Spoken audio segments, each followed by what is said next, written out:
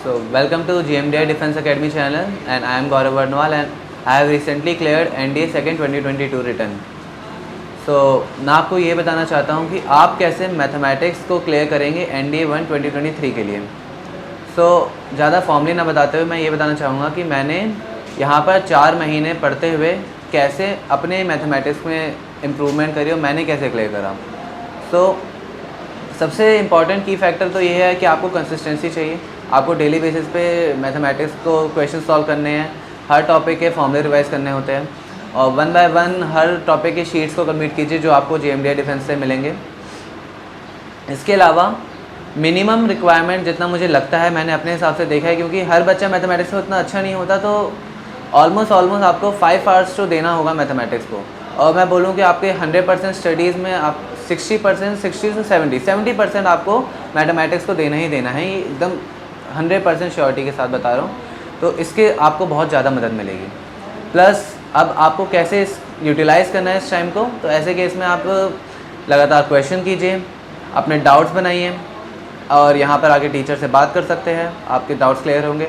Plus जो sheets मिलेगी उनको सॉल्व कीजिए, और फॉर्मूले रिवाइज करने, ये सब तो बेसिक है।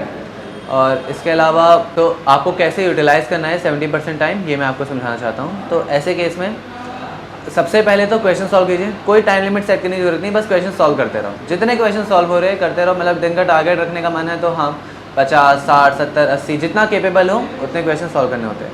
फिर जैसे जैसे टाइम निकलता जाएगा एक एक टॉपिक क्लियर होते जाएंगे, फिर उसके मॉक टेस्ट बिठाना स्टार्ट करते हैं। लाइक अगर ट्रिग्नोमेट्री हो गई तो फिर हमें 120 क्वेश्चन ट्रिग्नोमेट्री के रखने हैं, और टाइम लिमिट सेट कर दो जितना भी लगता है। लाइक हम 3 घंटा का भी सेट करते हैं, तो 3 आवर्स में हमें ज़्यादा से ज़्यादा कितने ट्रिगो के क्वेश्चन कर सकते हैं। ऐसे पर्टिकुलर टॉपिक लाइक ट्रिगो, फिर अलजेब्रा, उसके then calculus, then probability and stats, ऐसे ऐसे करके हमें बहुत ही ज़्यादा हेल्प मिलती है क्वेश्चन को जल्दी सॉल्व करने की।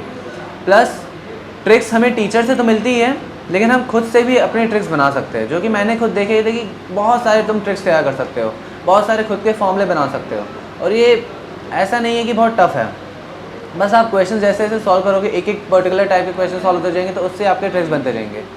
और मैथमेटिक्स में मेरे हिसाब से फोकस बहुत ज़रूरी है, क्योंकि मैं बहुत ही ज़्यादा फोकस के साथ तैयारी कर रहा था उस टाइम पे। मैंने खुद पे महसूस करा था, मैं हर वक्त बस मैथ्स में, अगर मैं एक बार मैथ्स स्टार्ट कर रहा हूँ, ब्रेक नहीं लेना है, फ़ोन नहीं चलाना है, उस सब बस पूरा ध्यान उस क्वेश्चन को सॉल्व करने पे। अगर कोई क्वेश्चन सॉल्व नहीं हो रहा, लेकिन अब कुछ बच्चे कहते हैं कि उस क्वेश्चन पे लगे रहो। मैं ऐसा नहीं करना चाहता, क्योंकि हमारे पास एग्ज़ाम में भी टाइम नहीं होता कि हम एक क्वेश्चन के पीछे पड़े रहेंगे। हमारे पास टाइम कम है। अगर क्वेश्चन नहीं हो रहा, एक बार ट्राई करा तो छोड़ दो उसे।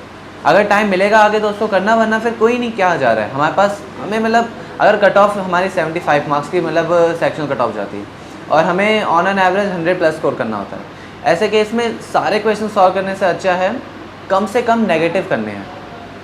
जितने कम नेगेटिव क्वेश्चन सॉल्व होंगे उससे ज़्यादा फ़ायदा होगा हमें। अगर हम 60 क्वेश्चन भी सॉल्व कर रहे हैं और अगर उसमें नेगेटिव नहीं है, अगर हम 4-5 नेगेटिव आ रहे क्वेश्चन, तो भी हमारे 140 145 तक मार्क्स आ रहे हैं, तो ये बहुत ही ज़्यादा अच्छा रहता है। इसलिए नेगेटिव नहीं करना है, ज़्यादा से ज़्यादा अपने ऊपर कॉन्फिडेंस रखना है। और जो एग्ज़ाम प्रेशर होता है वो मैं फ़ील कर सकता हूँ, मैंने भी एग्ज़ाम दिया है, मुझे भी डर लगता है। तो ऐसे केस में हम ये कर सकते हैं कि मैंने जो तरीका अपनाया था वो था मेडिटेशन। मैं डेली सुबह 10 मिनट 15 मिनट मेडिटेट करता था, जिससे मेरा माइंड बहुत ही ज़्यादा रिलैक्स होता था, फोकस होता था। और ये इतना ज़्यादा इम्पॉर्टेंट है, शायद मजाक लगे लेकिन मेरे लिए बहुत ही ज़्यादा हेल्पफुल था। और मैं इसके कारण कई टाइम तक मैंने मॉक टेस्ट भी पहले दिए थे, इतना ज़्यादा काम रहता था अपने मैथमेटिक्स में। और इसके अलावा अगर क्वेश्चंस को सॉल्व करना है, तो ऐसा मैं ये नहीं बोलूँगा पर्टिकुलरली कि हर टॉपिक से हर क्वेश्चन को सॉल्व करो। जो टॉपिक स्ट्रॉन्ग है उसको स्ट्रॉन्ग बना के रखो, जो वीक है उस पर ध्यान दो, लेकिन उतना ध्यान मत दो, क्योंकि अगर वीक है तो उसको हम स्ट्रॉन्ग बना सकते हैं, लेकिन अगर टाइम कम है तो हम नहीं कर सकते। मेरे पास सिर्फ 4 महीने थे, मैं 4 महीने में इतनी मेहनत नहीं कर सकता हूँ कि मैं अपने सारे टॉपिक्स को स्ट्रॉन्ग कर लूँ। तो ऐसे केस में अपने जो अच्छे टॉपिक्स है, लाइक कुछ के ट्रिगो अच्छी होती है, कुछ की कैलकुलस, कुछ की प्रोबैब अच्छी होती है, तो हम उस पर पकड़ बना के रखो, क्योंकि अगर उससे क्वेश्चन उठ रहे हैं तो वहाँ गड़बड़ नहीं होनी चाहिए। और यही सबसे बेस्ट मेथड होता है, सबसे अच्छी स्ट्रेटेजी होती है, जो मुझे लगता है कि फ़ायदेमंद रहेगी NDA को क्लियर करने के लिए। तो thank you guys, and hope for the better results.